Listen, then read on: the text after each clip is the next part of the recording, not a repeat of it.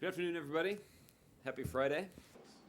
The President has asked his team to provide him with regular updates over the weekend as additional information. The President did have an opportunity to speak with Chancellor Merkel earlier this week. In that phone conversation, they focused primarily on the situation in Ukraine, but they did have an opportunity to discuss generally some of the challenges that the EU is facing when it comes to immigrants and handling the influx of immigrants that Europe is seeing both from North Africa and from some places in the Middle East. And I've actually complimented in public the Clinton campaign for pursuing that strategy. I think it's part. This whole situation is heartbreaking, and the discovery of by Austrian officials this week is terrible, and we have mourned the humanitarian impact of the terrible violence that we've seen in the Middle East and in North Africa. And this is just the latest manifestation of that. The early indications are that it's possible that these individuals may have originally come from the Middle East.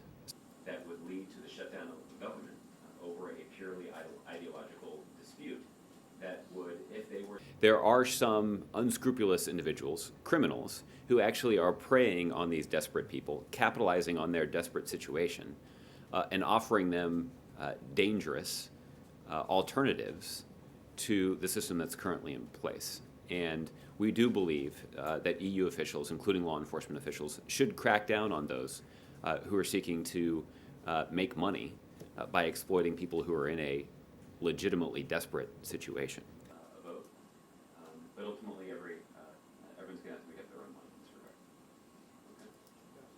regard. Okay. At the same time, there's no question that the very large number of extremely vulnerable, irregular migrants and asylum seekers seeking entry to Europe poses a serious and difficult challenge to EU nations.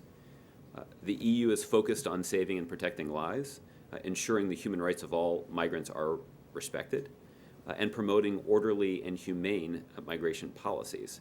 That's why we're going to urge governments in the region to develop appropriate facilities that allow for proper screening of migrants and the provision of life-sustaining assistance. The EPA is to ensure that the air we breathe and the water that we drink is safe. Hope you have a great weekend. Thanks,